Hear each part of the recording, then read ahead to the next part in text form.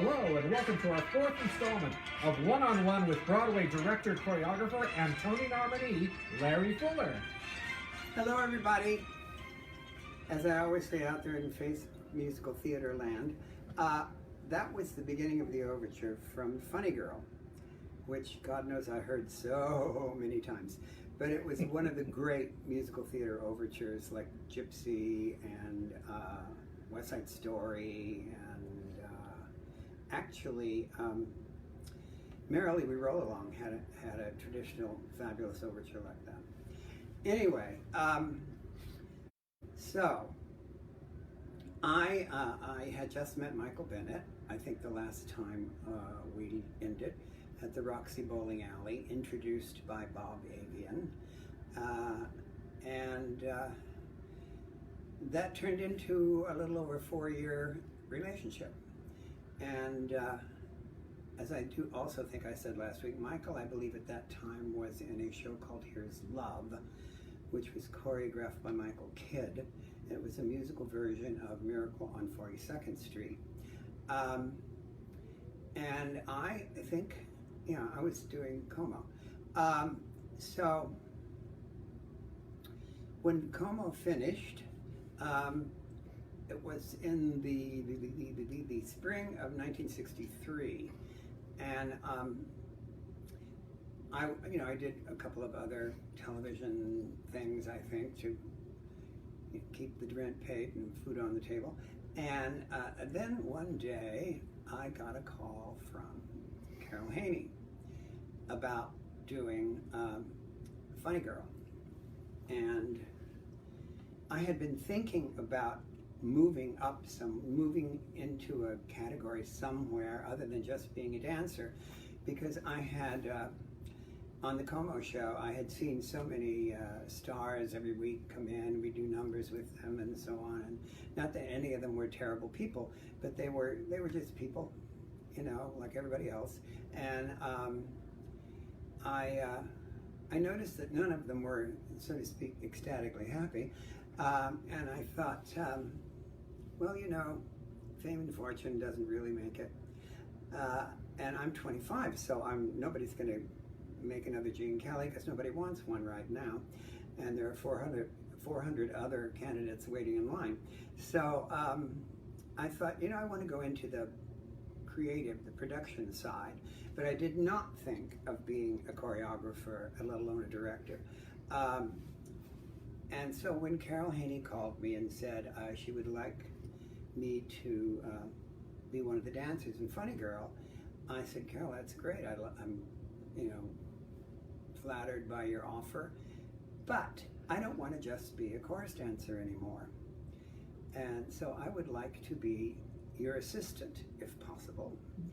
And she said, well, Larry, I have one assistant who is not going to be in the show, and his name was Buddy Spencer, older dancer who wasn't actually performing anymore. And she said, but you can be my second assistant and dance captain. You could be in the show at the same time. And I said, oh, okay, great, deal. So we went into rehearsal. I remember it was at the time Streisand, Barbara of course, had only done one album that had been released, whatever the first one was, Barbara, whatever. And she had recorded the second one, and it was just being released. And she was all of 20 years old. And an amazing talent, as we all know, but the knowledge that was in that 20-year-old about the sophistication and the way to do things, and it was just amazing. And so we went into rehearsals. At that time, you could rehearse in an empty theater, and there were empty theaters. This was 1964, I think, or 63, I can't remember. We started in one year and opened in the next. Anyway, we were rehearsing at the Winter Garden and at the Broadway Theater. mostly the leads, principals, were doing their work at the Winter Garden with director Garson Kanin, and the ensemble people, the Lady Kazan, a few others, and Lady was understudy to Barbara, and I was dance captain. And so we were rehearsing over at the Broadway Theater on the empty stage. And not very long into the rehearsals, maybe 10 days or so, Garson Kanin decided that we should have a first act run through. Well, of course, all the numbers were not finished. I mean, we more or less knew the music, but we didn't know any staging for some of them, such as Henry Street, the big block party after Fanny's a big success in the Ziegfeld Follies. And Garson Kanin's instruction was, well, when you get to a place where you don't have any staging, just improvise. Well, you want to see an entire, at that time they had singing chorus and the dancing chorus, and there were maybe 24 or so of us at least. And we were so intimidated because we had this whole big production number with no staging. And we were wandering around the stage, pretending to party and trying not to bump into each other. And it was kind of demoralizing. And another example of Garson Kanin was, as good as he was a writer, he wrote Born Yesterday and some other stuff that was quite successful. And his wife was Ruth, God Almighty, Harold and Maude, can't think of her last name. Very famous actress, comic actress. And she was Ruth Gordon. Ruth Gordon, thank you. She was with him all the time. She was like an attachment. But she never, ever spoke to any of us. It was like the no-no, she was not officially there, she was just there being supportive of him. And one day I was, for some reason, sent over from the Broadway to the Winter Garden to do something, as dance captain, I suppose. And they were rehearsing a scene which did not end up in the show, but a scene with Barbara and Sidney Chaplin, Nicky Arnstein, coming into her hotel room in Baltimore after he had come out to see her on tour in the Ziegfeld Follies. And she had 2 big bags of groceries that she was then told by Garson, well, when you come in, Barbara, just hide them in places. You know, actors aren't supposed to have food in the room. And so just go around and hide them as you're doing the scene. Well, luckily she knew her lines very well. So she came in with Sidney right behind her, and he was talking to her all the time. She was answering, and you know, she was so nervous because Nicky Arnstein was there. And she hid them in all these ridiculous places. And then they finished the scene, and Garson didn't say a word, except, okay, let's do it again. Stage manager, reset the props. So she had to do it again. Of course, she couldn't remember what the hell she'd done. So he just kept doing that. Like, I saw him do that like 3 times. And he never said, well, that was good. No, let's change that. He didn't give her any advice whatsoever. So, in taking the Henry Street debacle on, I always said, well, Garson Kanin couldn't direct traffic. And I meant that. So, even though he was a really good writer and maybe a good play director, but not a big musical director. So, when we were out of town, we left town and we did our first preview in Boston, and the show ran very, very long. So in one day, they cut 45 minutes out of the show. And we didn't even really have proper rehearsal to put it in, but that's the old-fashioned way of doing it. You do your cuts, you do your changes, it's in tonight. But one of the things that got cut was Sidney Chaplin as Nicky Arnstein had a number early in the show with Buzz Miller playing a bellhop in a cheap hotel. And the scene was, I think it's called I'm Back in Circulation. And he came into the room with Buzz following him with his bags. And while he was making a phone call to borrow like $5,000 from somebody, then he made another phone call and he bet it on a horse. And during all this, Buzz is dancing around the room, putting his very silver clothes brushes and all kinds of rather spiffy things around this cheap hotel room. And towards the end of the number, the phone rang, he picked it up. Well, his horse won. So he told Buzz to pack it all up, he was leaving. And this really set the audience up with him as to know what kind of a person he was. And it really showed you his character. But they cut it. And he was not happy with that, as I don't blame him. Because as the show was out of town, his role kept getting, shaved down, and hers didn't. So he really ended up being the leading man to a star lady, and by the time we got back to New York, they were hardly even speaking. But while we were out of town, Ray Stark was our producer. He was married to Fanny Brice's daughter, and he was really the only producer. He was the film producer, so he had the money himself. So we kept working on the show, and then it would get postponed, and we'd stay out of town, and it would get postponed, and we'd stay out of town, and it got postponed like the third time, and we even moved theaters in Philadelphia so that we could stay out of town longer. And by the time we got back to New York, the show was the proper length, and as I said, Sidney's role had been cut down considerably. This is another example of Garson Kanin directing. We had a scene which did not end up in the show, where three dancers, were supposed to be the press, rushing in on Fanny Brice in her dressing room. However that happens, you just burst into a woman's dressing room.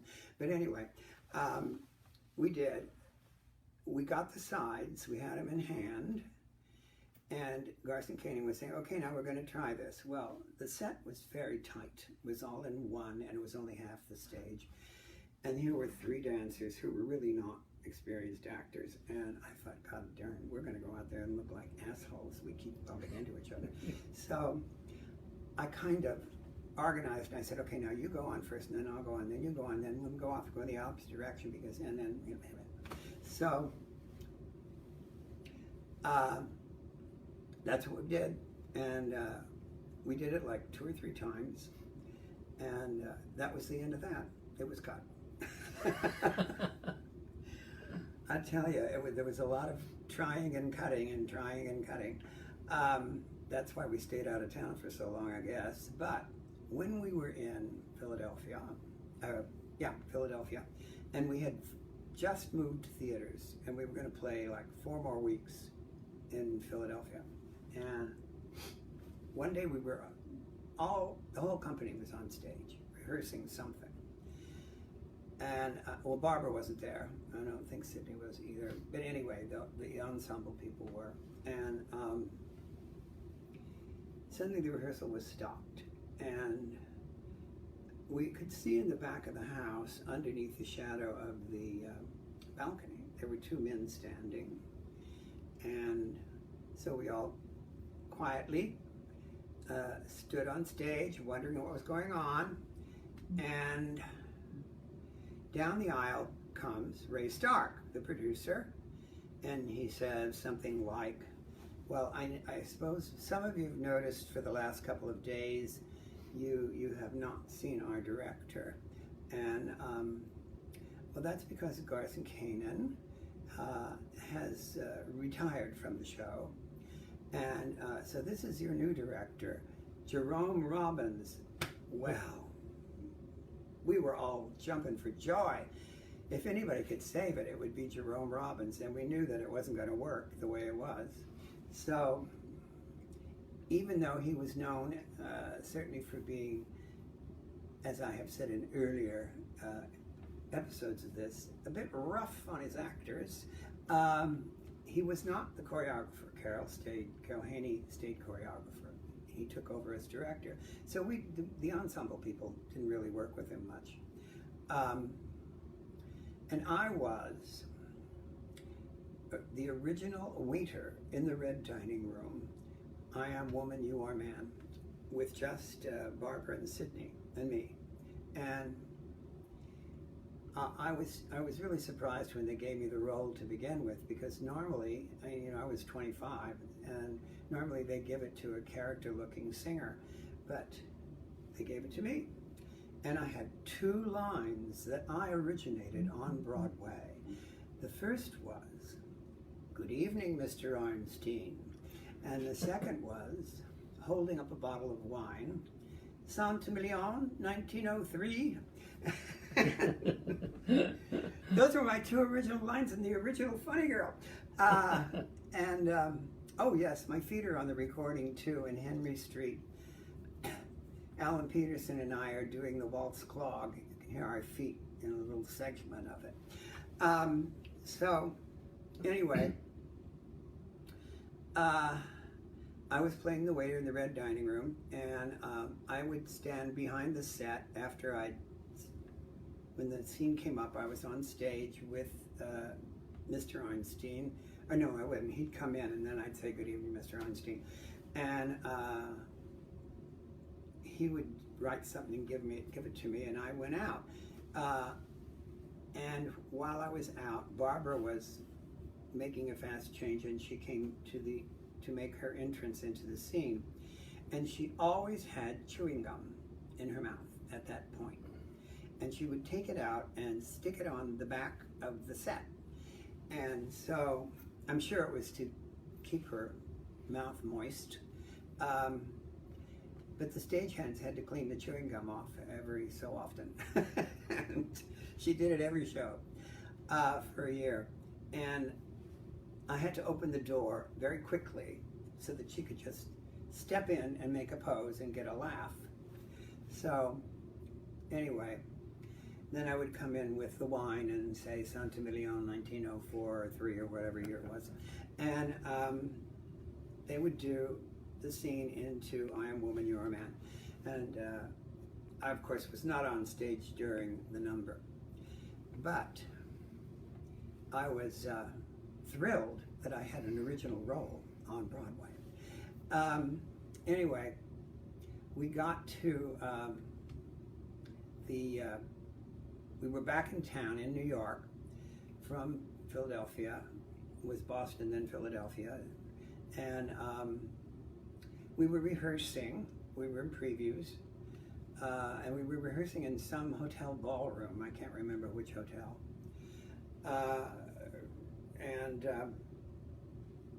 There was a new scene that was supposed to go in with Nicky Arnstein and Fanny. And it was towards the end of the second act. And I wasn't working at that particular time. I wasn't being in whatever was being worked on. So I saw Jerry Robbins and Barbara and Sydney sitting at a table at one end of the ballroom, and there happened to be kind of standing screen right behind them. So I snuck over so I could eavesdrop on what the director was telling the actors. And they had just evidently read this scene, and it was a scene where Nicky Arnstein breaks into Fanny Brice's rehearsal to tell her that the press would be here any moment because he was being indicted for grand larceny, and to warn her so she wasn't. And then the press burst in the middle of it, and all singers, by the way, and they were trying to question Nicky Arnstein. They were throwing machine gun questions, and Fanny took over and started joking around, and in order to protect him, she wielded her talents to to quelch the press from attacking him. Well, you could see right in that scene why their marriage wouldn't work, because she emasculated him in front of you. And he being Nicky Arnstein, Sidney Chaplin, he was telling Jerry he didn't think it was any good. He didn't think it would work. And Jerry was saying, but Sidney, you've got to try it. You have to at least try it. And he said, oh, okay, I'll try it. So it went in, I think that night, or certainly the night after, and he threw the scene away. So Jerry cut him, and he put Mama Rose and her Eddie, Fanny's close friend throughout time, as a kind of emissary. They came on, rushed into her rehearsal, and said, this is what's happened. And hardly before they got it all told to Fanny, the press rushed in. So Sidney had really cut off his nose to spite his face, because it was a good scene for him. I mean, it really showed how his character could not live with this woman, and made his part even weaker. So, but that's the way it stayed. It stayed that way, and it's that way to this day. That scene led into His Is the Only Music That Can Make Me Dance. Towards I think maybe Barbara was gone by then, not even sure. She left exactly 1 year from opening night. And during that time, she had turned all of 21 and done her first big Barbara TV special, the one in, not Saks Fifth Avenue, it was one of the major high-end department stores, and she did the whole scene, the whole show inside that department store, all by herself. And it's amazing when you see it today to think that she was only 21 at the time. But anyway, her closing night, we were told over the loudspeaker by our stage manager, after the bows are over, Barbara is going to stay on stage and talk to the audience in a tribute. And so we knew more or less what she was going to do, which was My Man. Because she'd always wanted to do that in place of, His Is the Only Music That Makes Me Dance. But Julie Stein, who wrote the score, at least the music, would not let her do it. She did end up doing it in the movie, but in the show it was never done. So everybody bowed and they left stage. She stayed on, and she started to calm the audience, applause, whatever, and she said, ladies and gentlemen, this is the end of an era for my career. And I'm playing a woman who did her very last performance on Broadway on this very stage. And as a tribute to her, I would like to do, I'm still getting goosebumps thinking of it, because she then started, Oh My Man. I mean, it cost me a lot. That's the way it starts. And her accompanist Peter Matt had come into the theater and sneaked into the orchestra pit to conduct it because it wasn't in the show. But I mean, she sang the hell out of that. It was just astounding. And what I had done, because I knew she was going to sing it, I had told Michael Bennett, who we were living together at the time, and I said, Michael, you've got to come for this. I mean, this is going to be a moment in theater history. And so I met him at the stage door right around the end of the show, and I snuck him through the back, and we stood out front in standing room to witness this. It's one of the highlights of my entire career in the theater. It was really something. And what was the other thing I wanted to tell? Oh, yes. After she'd left, Larry Kasha, who had been the assistant director to both Garson Kanin and Jerry Robbins, would be directing the up-and-coming First National Company and London and so on. And he was, I can't remember if I knew that he wanted me to do them at that point, but what he wanted me to do, and I don't know how he ever talked the producers into paying the money to do this, was to put in a full big dance number at the beginning of the rehearsal scene, which then led into Fanny and the Press and Music That Makes Me Dance, in not really good costumes, just kind of period rehearsal clothes, no set. At the end of the show, when nobody was ready for just a dance number, but I did it, and the dancers were absolutely terrific. They went all out for me. And so it went into the show, and it worked okay, but, you know, in that spot with no real reason for there to be a big number there, it wasn't the greatest. So I heard later when I was out of town doing Funny Girl somewhere else that it had been cut, and I must say I agreed with them. But I then went on to do, oh yes, I have to explain why. Carol Haney, bless her heart, had died about 3 months after the show opened. She wasn't even able to be at the opening night because it had been postponed so often. She was in London by then doing the first London company of She Loves Me, which she had done on Broadway with Hal Prince. And so she was 3 months after our show opened, Funny Girl, we found out that she was dead.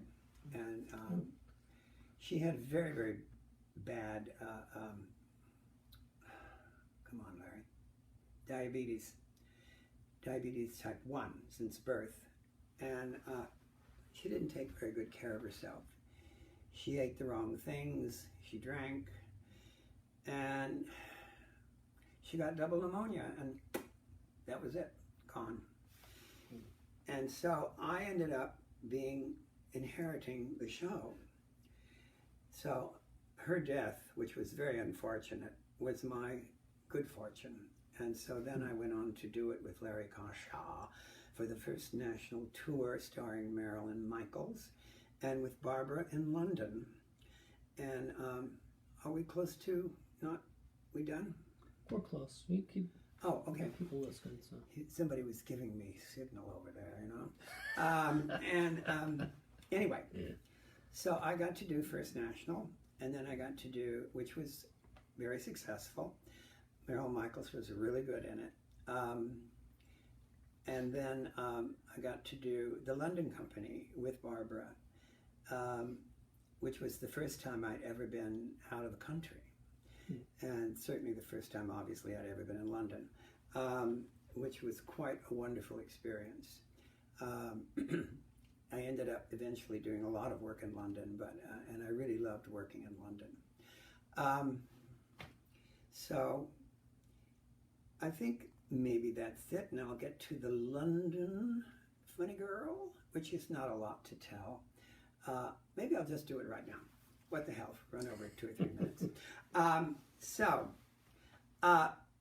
We were rehearsing in London. I was rehearsing with Barbara, and we were working on I'm the Greatest Star.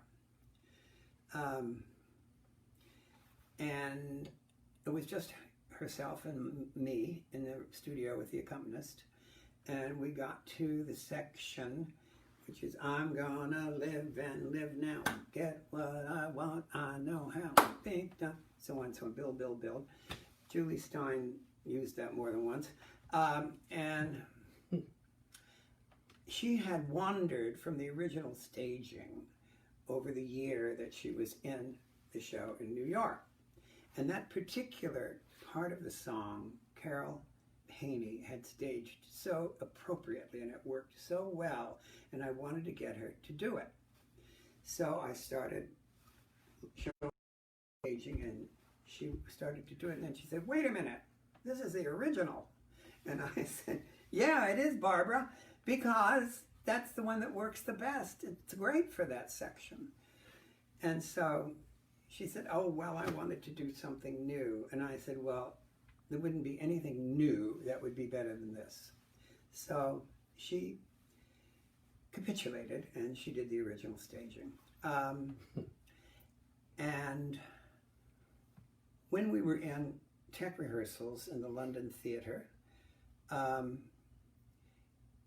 Prince something. Anyway, Prince of Wales. She was sitting at her dressing table in a scene that, you know, she had done many, many times in New York. So her back was to the audience, the dressing table mirror was facing the audience, and then she had a hand mirror that was on the dressing table, and she picked it up and she looked at it and she said, stop, stop.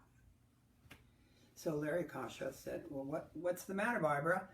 And she said, there's a light that's supposed to be coming over my right shoulder, and it hits the hand mirror just right, and I can see what I need to see. So it's not there.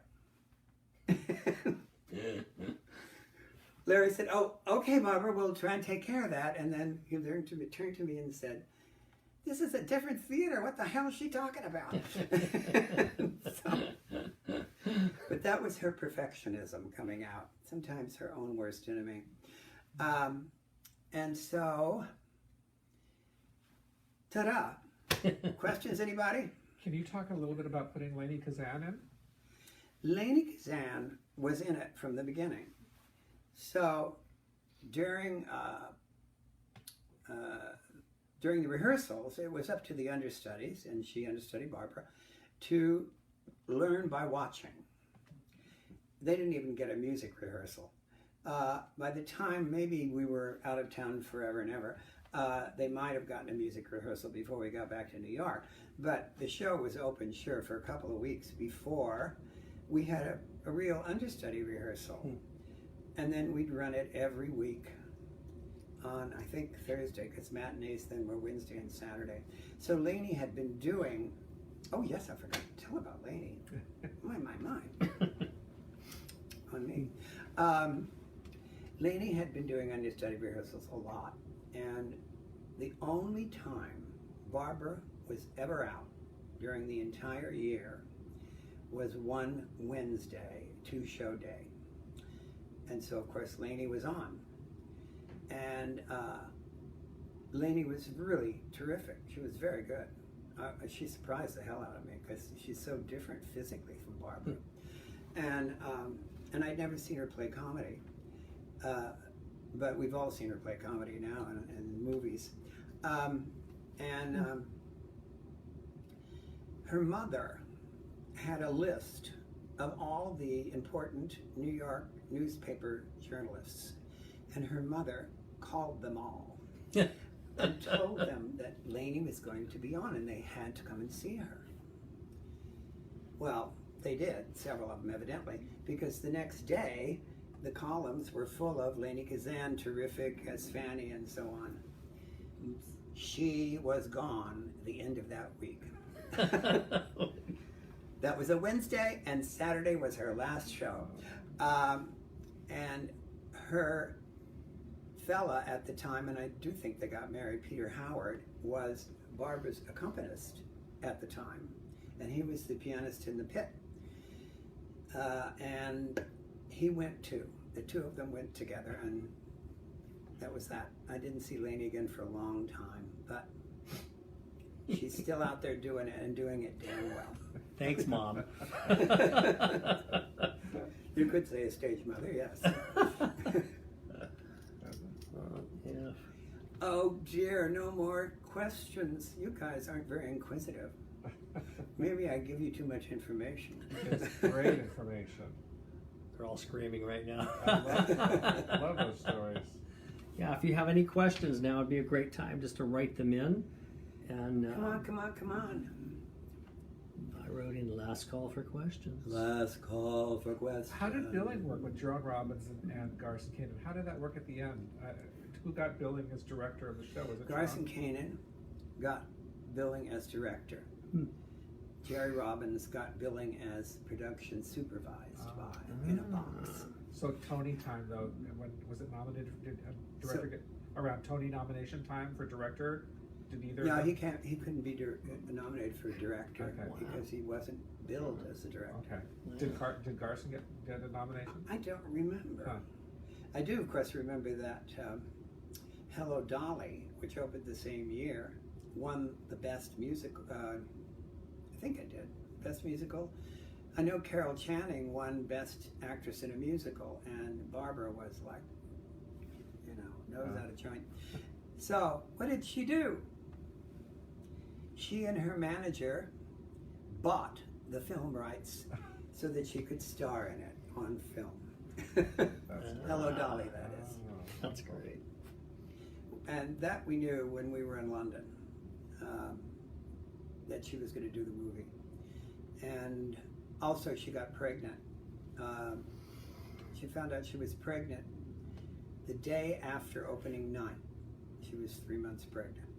So she was only booked to be in the show 14 weeks in London anyway. So they took her on a limited basis just to get her. And of course, when she left, the young woman that took over didn't really make it. And so it closed within very few weeks after Barbara left. In London. Yes. Yes. Mimi Hines took over for Barbara in New York, and she was terrific. And it ran for another year and a half.